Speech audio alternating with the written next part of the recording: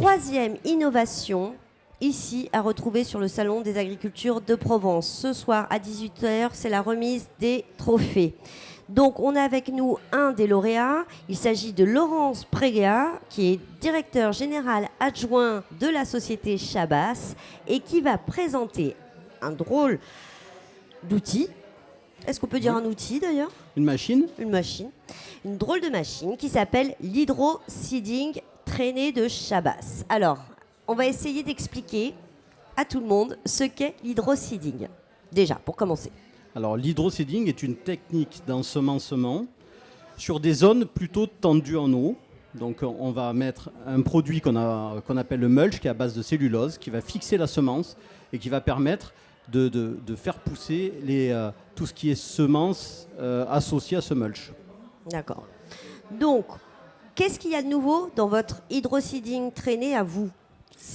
Alors, de cette technologie du départ qui est faite pour plutôt les espaces verts, nous avons fait une machine que nous avons adaptée à la projection de cet hydro-seeding de façon à implanter de la semence en interrang dans la vigne pour permettre justement qu'il y ait un tapis végétal qui se forme, qui ne soit pas gourmand en eau, c'est-à-dire dans les périodes tendues, en sécheresse, ça ne va pas puiser l'eau, ça va puiser l'eau plutôt dans les périodes non tendues, et ça va permettre d'éviter de passer avec un tracteur pour traiter l'intercept 4 fois dans l'année. Alors, juste peut-être qu'on réexplique au grand public qu'en fait, aujourd'hui, les vignerons remettent de l'herbe, en fait, dans leur vigne. En interrang. Voilà, donc entre les rangs, pardon, mais on essaye d'expliquer, c'est un peu technique, donc on essaye d'expliquer.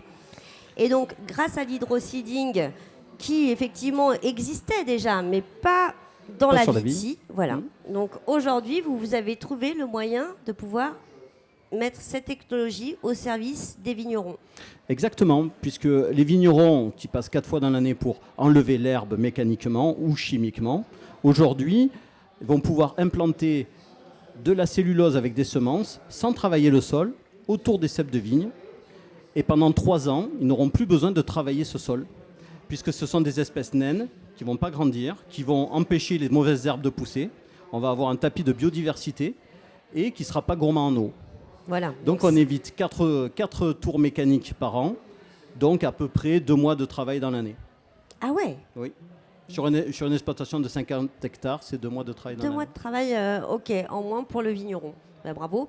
À ce soir, 18h pour les résultats. Au revoir. Au revoir.